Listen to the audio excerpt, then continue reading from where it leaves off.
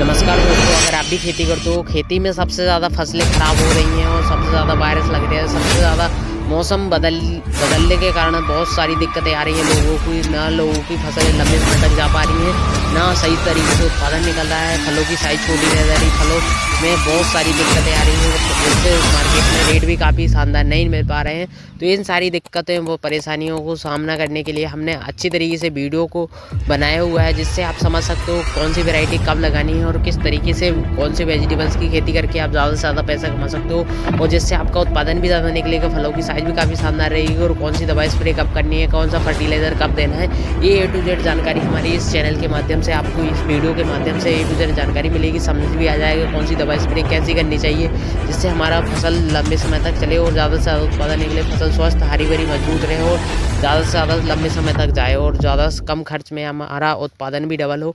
तो किसान भाई वीडियो स्टार्ट करने से मैं पहले अपने बारे में बता देता हूँ। तो किसान भाइयों, ऐसी कोई मैं भी काफ़ी समय से खेती करते आ रहा हूँ। मुझे भी खेती में बहुत सारी दिक्कतें, बहुत सारी परेशानियाँ, मेरी भी फसलें जल्दी ख़राब हो जाती थी, बहुत सारी दिक्कतें परेशानियाँ आती थी, बहुत सारे रोग लग जाते थे, बहुत सारी दिक्कतें आती, फर्टिलाइज़र भी डालते थे, दवा भी डालते थे, लेकिन काम नहीं करते थे। मुझे लगता था कि हमारी मिट्टी ख़राब है, मैं सही से दवा स्प्रे नहीं कर पा रहा हूँ।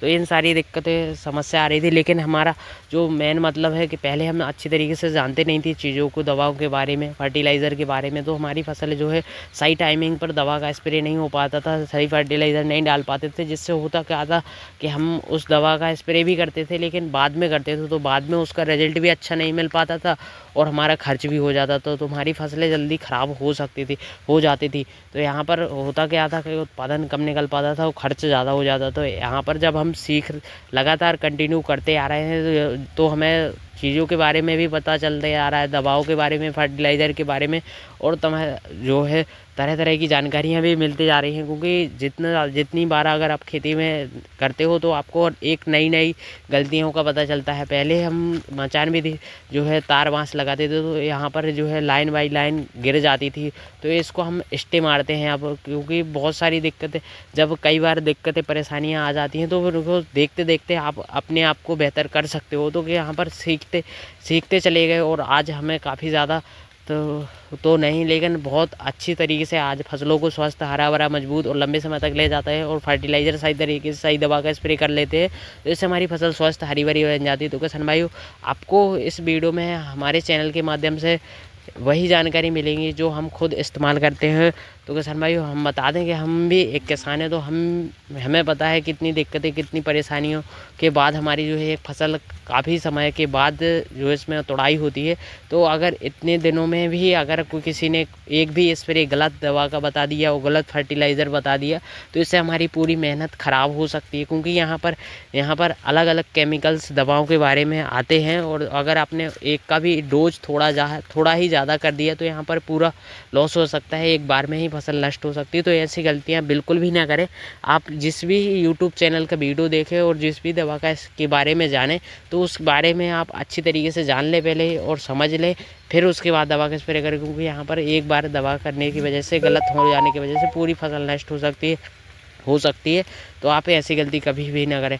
तो किसान भाइयों, वीडियो स्टार्ट करने से पहले अगर आप चैनल पर नए हो तो सब्सक्राइब जरूर करें, और चैनल पर अगर आप वीडियो पसंद आए तो लाइक ज़रूर कर दें। तो किसान भाइयों, आपको हमारे इस चैनल के माध्यम से कोई भी ऐसी गलत जानकारी नहीं मिलेगी जिससे आपका लॉस हो, और कोई भी ऐसी गलत जानकारियाँ नहीं मिलेगी कि आप ये दवा डाल लो, ये इससे ये होगा। है तो जो आप सही है, जो हम खुद इस्तेमाल करेंगे वही आपको बताने का प्रयास बताएंगे, और जो हमने इस्तेमाल किया हुआ है अभी तक अपनी फसलों में वही आपको बताएंगे, जिससे आपका उत्पादन भी काफ़ी शानदार निकलेगा। और कंटिन्यू अगर आप इस तरीके से काम करते हो तो आपका भी बढ़िया तरीके से फसल स्वस्थ हरी भरी रहेगी और लंबे समय तक फसल को ले जा पाओगे। तो किसान भाइयों, देख सकते हैं यहाँ पर खीरा लगा हुआ है, और इसकी वीडियो में आपको 2 ऐसी फसलों के बारे में बताएंगे जिससे आप सितंबर के महीने में अगर आप लगा लेते हो तो काफ़ी ज़्यादा अच्छा उत्पादन भी निकलेगा और फसल लंबे समय तक चलेगी और कम वायरस भी लगेंगे और रेट भी काफ़ी शानदार मिलेंगे। क्योंकि इस समय जो है बहुत कम लोग करते हैं इस वेजिटेबल्स की, तो इससे होगा कि आपको रेट भी बढ़िया मिलेंगे, उत्पादन भी ज़्यादा निकलेगा और फसल स्वस्थ हरी भरी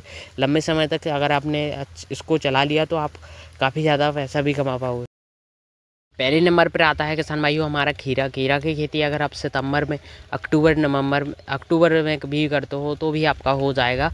आप सितंबर, अक्टूबर, नवंबर में भी कर सकते हो। ये सबसे ज़्यादा पीछे खीरा की खेती होती है। तो इसमें होता क्या है कि अभी कम लोग कर रहे हैं, लेकिन अगर आप अभी के टाइम पे करोगे तो आपको रेट बढ़िया मिलने के चांस भी हैं और मिलेंगे भी, क्योंकि दावा है आज हम 2 से 3 साल पहले से भी करते आ रहे हैं इसी टाइम पे।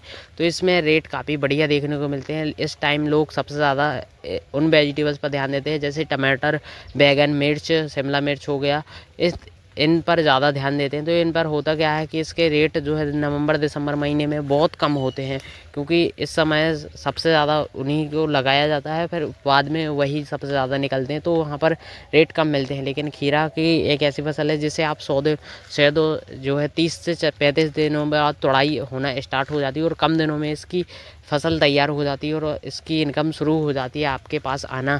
तो किसान भाइयों, आप अगर इसकी खेती करोगे, खीरा की खेती, तो आपको इसका रेट भी बढ़िया मिलेगा, उत्पादन भी काफ़ी शानदार मिलेगा, तो आप अच्छा पैसा कमा सकते हो किसान भाइयों। इसके लिए बेस्ट वैरायटी बता रहा हूँ जिसे आप लगाकर अच्छा उत्पादन भी निकाल सकते हो और ज़्यादा कम वायरस भी लगेंगे, कम रोग भी लगेंगे। इसमें फल की साइज़ काफ़ी शानदार रहेगी। फलों की जो फल फूल झड़ने की समस्या है उसको कंट्रोल करने के लिए आपको NPK फर्टिलाइज़र डालने होंगे, जो पोषक तत्व जो nitrogen, phosphorus, potash, calcium, boron, magnesium, इन फर्टिलाइज़र का इस्तेमाल करना होता है, जिसके ज़रिए आप जो है फसलों से ज़्यादा उत्पादन निकाल सकते हो। नहीं तो आपके जो फल फूल है वो झड़कर ख़राब हो जाते हैं और कई बार रोग लगने की वजह से भी हमारी फसलें जल्दी ख़राब हो जाती हैं। ये वैरायटी है किसान भाइयों BSF की वैली वैरायटी है, जिसे आप सर्दियों में भी थोड़ी मोड़ी सर्दियों में भी इसे लगा सकते हो। इसका देसी टाइप का फल होता है, बिल्कुल हरा होता है और इसमें आपका जो है इसकी क्वालिटी भी काफ़ी शानदार रहती है, फलों की साइज़ भी काफ़ी शानदार होती है। एक पत्ते के यहाँ से एक फल निकलता है। बस इसमें माइक्रोन्यूट्रिएंट्स फर्टिलाइज़र आपको समय समय पर डालने होते हैं, जिसकी वजह से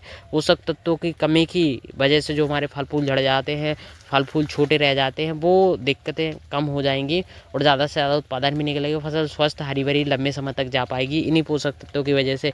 इनकी एक सीमा होती है किसान भाइयों। ऐसे अगर आप एक ही फर्टिलाइज़र को बार बार इस्तेमाल करोगे तो वहाँ पर वो काम नहीं करेगा। यहाँ पर फसल की अवस्था के अनुसार इसमें फसल में जब फल फूल ज़्यादा सेटिंग हो रहे थे तो इन्हें अलग अलग समय पर इस्तेमाल करना होता है, तो इनका रिजल्ट काफ़ी बढ़िया देखने को मिलता है। तो यही समय होता है कि ये आते तो बहुत सारी मात्रा में है, जैसे कि NPK 19-19 हो गया, NPK 12-61 हो गया, NPK 13-0-45 हो गया, NPK 52-34 हो गया, कैल्शियम हो गया, calcium nitrate, boron, magnesium sulphate, इनका अलग अलग इस्तेमाल होता है। बस पौधे की अवस्था के अनुसार इन्हें डालना होता है। बस यही किसान भाई गलती कर देते कि इनको सही टाइमिंग पे ना डालकर आगे पीछे कर देते, तो इसका रिजल्ट कम मिलता है। ऐसा नहीं है रिजल्ट में तक कम मिलता है, जिससे हमें खर्च भी ज़्यादा हो जाता है, उत्पादन कम मिलता है। तो किसान भाई वीडियो स्टार्ट करने से पहले आपको बता दूं कि यहाँ पर अगर आप जो है BSF की वैली वैरायटी लगाते हो तो भी आपको काफ़ी शानदार रिजल्ट मिलेगा। और BNR का क्रिस वैरायटी है, वो भी आपको अगर आप लगाते हो तो उसका भी काफ़ी ज़्यादा अच्छा फ़ायदा मिलता है, क्योंकि इसमें भी एक पत्ते के यहाँ से एक फल फूल निकलते हैं और इसमें वायरस भी कम लगते हैं। और अपने एरिया के हिसाब से आप अपने यहाँ की वैरायटी लगा सकते हो, क्योंकि हमारे यहाँ का मौसम काफ़ी इन्हीं वैरायटी में ज़्यादा उत्पादन निकलता है और हमारे एरिया की मिट्टी भी काफ़ी शानदार है। तो यहीं पर हमारे यहाँ काफ़ी समय से ये वैरायटी लगाती आ रही है। ये BSF की वैली अभी हमने ट्राई किया हुआ है, ये अभी नई आई हो या काफ़ी समय से हो, लेकिन अभी हमने इसको पिछले साल लगाया तो काफ़ी अच्छा रिजल्ट भी मिला है। इसकी फल की साइज़ काफ़ी शानदार है। और BNR का क्रिस भी बेस्ट है, BNR की भी काफ़ी शानदार है, इसको भी हल्के में मत लेना भाई, इसका भी तगड़ा उत्पादन निकलता है। अगर एक बार फसल स्वस्थ, हरी भरी, लंबी समय तक चल गई तो इसमें भी आप बम्पर पैदावार निकाल सकते हो। बस इसके पैदावार के लिए आपको समय समय पर इसमें फर्टिलाइज़र दवा का स्प्रे करना है। तो किसान भाइयों, इसमें सबसे ज़्यादा बात आती है किसान भाइयों, खीरे की फसल में डाउनी मिल्ड्यू का अटैक हो जाता है और रस चूसक कीटों का अटैक लगता है। और ज़्यादा इन्हीं की समस्याओं के कारण जो हमारी फसलें पीली पड़कर ख़राब हो जाती हैं, फल हमारे टेढ़े मेढ़े रह जाते हैं।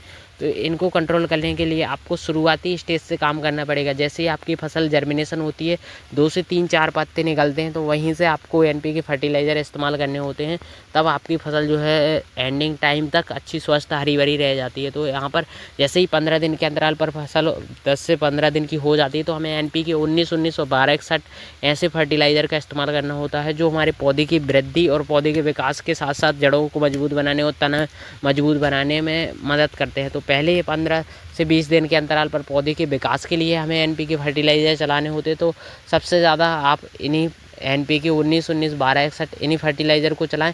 फिर उसके बाद जैसे ही आपको 15 से 20 दिन की फसल हो जाए, 20 दिन के बाद आप NPK 13-0-45 और 12-61 का इस्तेमाल कर सकते हैं, जिससे आपको पत्तियों की साइज़, पत्तियाँ काफ़ी हरी भरी देखने को मिलेगी और शाखाएँ भी बढ़ेगी और शाखाओं में तना मजबूत बनेगा और जो है वायरस जो ज़्यादा लगते हैं, रस्ट चूसक कीट अटैक लगते हैं, वो भी थोड़ा कम लगेंगे। क्योंकि इसमें होता क्या है, जब पौधे को सही तरीके से पोषक तत्व मिलते रहते हैं तो वहाँ पर वायरस कम लगते हैं और थोड़े मोड़े लगते भी हैं तो वो जल्दी से कंट्रोल हो भी जाते हैं।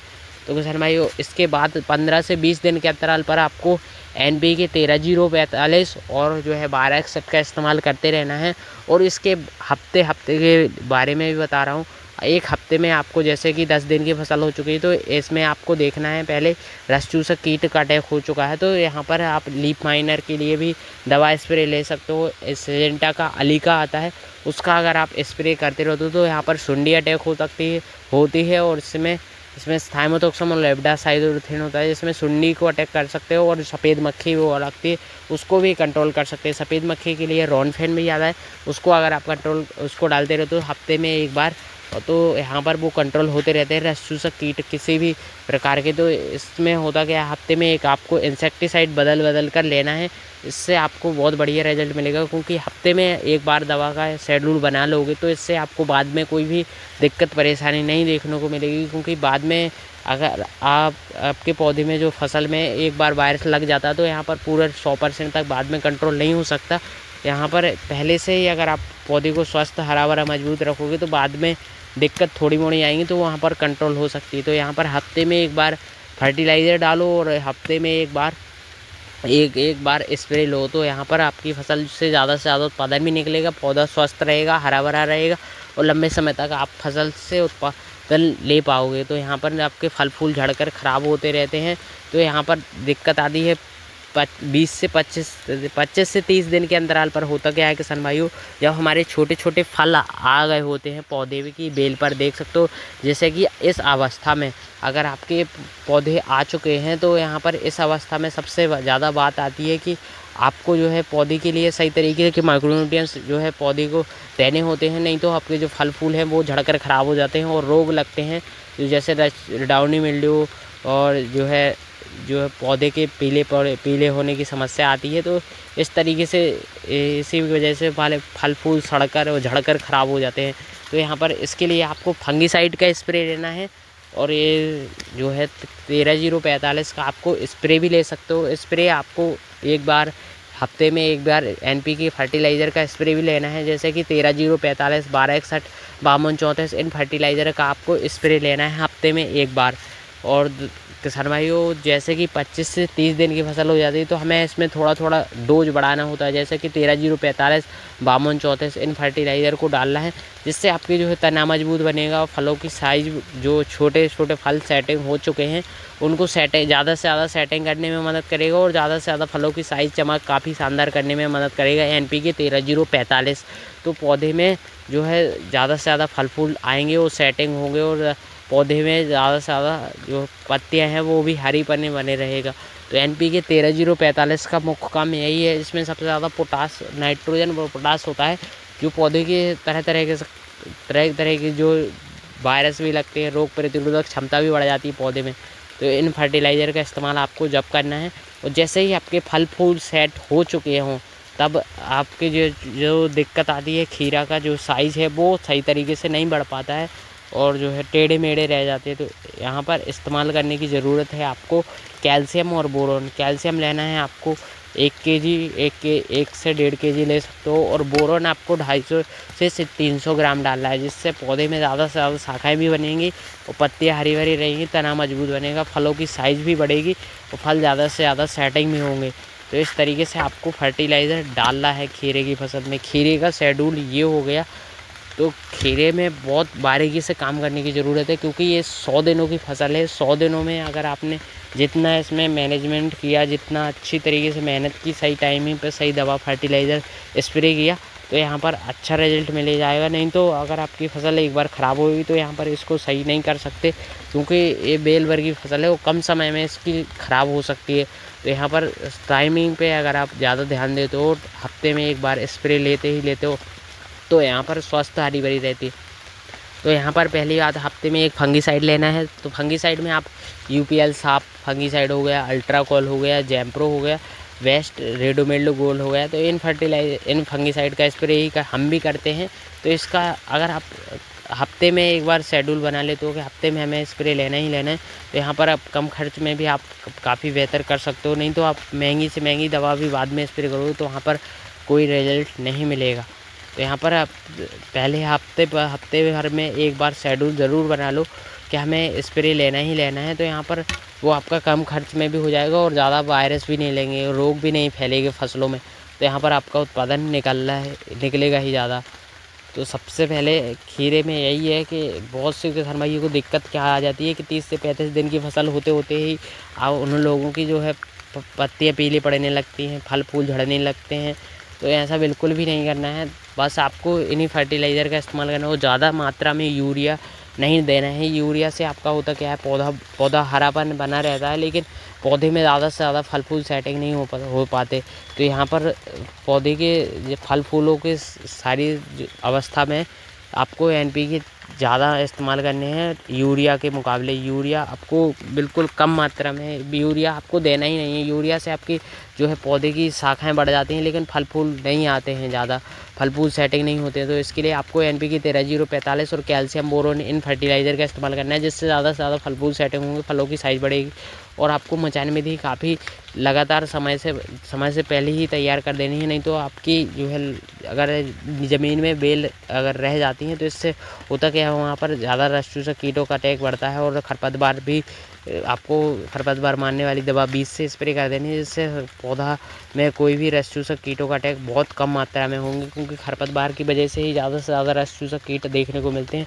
तो यहाँ पर हमने लाइन बाई लाइन यहाँ पर खरपतवार मारने वाली दवा का स्प्रे लिया हुआ, जिससे देख सकते हो यहाँ पर पूरा खरपतवार भी ख़त्म हो गया है। और यहाँ पर मल्चिंग के नीचे जो खरपतवार रहते हैं उनको निकालते रहना है, और एक भी बेल को नीचे नहीं जाने देना है, क्योंकि यहाँ पर एक भी बेल नीचे चली जाती तो यहाँ पर वायरस वहीं से फैलते हैं। जैसे कि देख सकते हो यहाँ पर पूरी मचान विधि से हमने पूरा एक ही पौधा को लगातार समय से पहले ही इस यहाँ पर तार बांस लगा दिए थे, जिससे पूरा पहले ही चढ़कर तैयार हो गया। देख सकते हो लाइन बाई लाइन किस तरीके से पौधा स्वस्थ हरे भरे हैं, वो काफ़ी अच्छी तरीके से फल फूल आ रहे हैं। तो किसान भाइयों, अभी सितंबर का महीना चल रहा है, सितंबर में भी अगर आप इसी तरीके से लगाना चाहते हो तो काफ़ी ज़्यादा अच्छा उत्पादन भी देखने को मिलेगा और फसल भी आपकी स्वस्थ हरी भरी रहेगी, क्योंकि मौसम अभी का बहुत ही शानदार रहता है। मौसम शानदार होने की वजह से आपको ज़्यादा से उत्पादन भी मिलेगा और रेट भी काफ़ी शानदार लगेगा।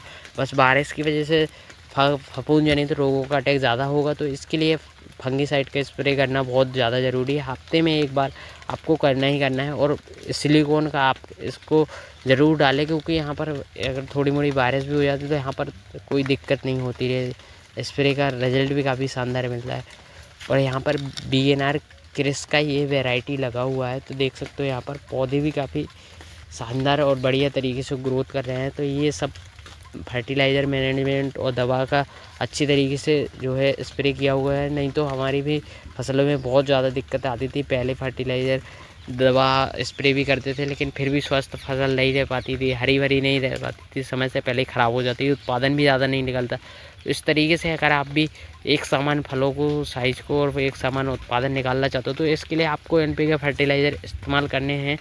तो और इसकी वजह से ही आप ज़्यादा से ज़्यादा उत्पादन निकाल सकते हो, लेकिन आपने टाइमिंग पर इस्तेमाल करना है। ऐसा नहीं है जैसे आपने जब मन चाहा जब डाल दिया, जब मन चाहा नहीं डाला, तो इससे दिक्कत आ सकती है कि वहाँ डाल भी देते हो फिर भी उसका रिज़ल्ट अच्छा नहीं मिल पाता। तो यहीं आपको समय से जो पौधे को जब ज़रूरी है जब ही डालो तो ज़्यादा बेहतर रहता है, कम खर्च में भी काफ़ी शानदार हो सकता है। तो देख सकते हो यहाँ पर BNR क्रिस का भी आप अगर लगाना चाहते हो तो अभी के टाइम पे अगस्त सितंबर महीने में, सितंबर अक्टूबर नवंबर में, अक्टूबर तक आप इसको आसानी से लगा सकते हो। थोड़ी मोड़ी ठंडी पड़ेगी तो कड़वाहट खीरा में देखने को मिलती है, तो इसके लिए आप थोड़ा पानी ज़्यादा चलाओगे और सल्फ़र का इस्तेमाल करोगे तो ठंडी का कोई भी थोड़ा मोड़ा फ़र्क नहीं पड़ता है, तो यहाँ पर आसानी से हो भी जाएगा। रेट काफ़ी ज़्यादा है क्योंकि ज़्यादा ही मिल जाएंगे, क्योंकि ये अभी का रेट बता रहा हूँ। आज का रेट आज है मतलब 20 से 25 चल रहा है। अभी थोड़ा कम गया था 15 रुपये केजी। तो यहाँ पर अगर उत्पादन अच्छा निकलता तो रेट 5-10 रुपये कम भी रहता, तो कोई दिक्कत नहीं, कोई फ़र्क नहीं पड़ता। अगर आपका फसल जो है रेट काफ़ी शानदार है और फसल में उत्पादन कम निकल रहा है, फल ख़राब हो रहा है, तो ये यहाँ दिक्कत हो जाती है। तो यहाँ पर उत्पादन ज़्यादा निकलेगा तो 5-10 रुपये कम भी मिले तो कोई दिक्कत नहीं आती है। बस फसल अच्छी होनी चाहिए, फसल शानदार होनी चाहिए और मेहनत में तभी कोई दिक्कत नहीं आती है। बस अगर आप मेहनत कर रहे हो तो काफ़ी ज़्यादा अच्छी तरीके से कर लो तो और ज़्यादा बेहतर हो सकती है फसल, और ज़्यादा स्वस्थ रह सकती है। और किसान भाइयों, दूसरे नंबर पर आती है हमारी लौकी की खेती। लौकी की खेती अगर आप एंडिंग टाइम पे सबसे ज़्यादा पीछे टाइम पे करते हो तो यहाँ पर इसको अभी भले ही इसको हल्के में ले रहे हो आप, जिन फसलों को लोग ज़्यादा ध्यान नहीं देते उनका रेट काफ़ी ज़्यादा बेहतर मिलता है आपको। लौकी की खेती मचान विधि से कोई नहीं करता, बहुत कम लोग करते हैं, ऐसा नहीं है कम करते हैं, कम लोग करते हैं, तो इससे आपको रेट भी काफ़ी शानदार मिलेगा। इसके मजबूत सिस्टम बनाने की ज़रूरत है, मजबूत मचान बनाने की ज़रूरत है। ऐसा नहीं है आपने जल्दी के चक्कर में थोड़ा बोड़ा मचान ऐसे ही बना दिया तो यहाँ पर गिर सकता है, एक बार गिर गया तो यहाँ पर पूरी फसल नष्ट हो सकती है।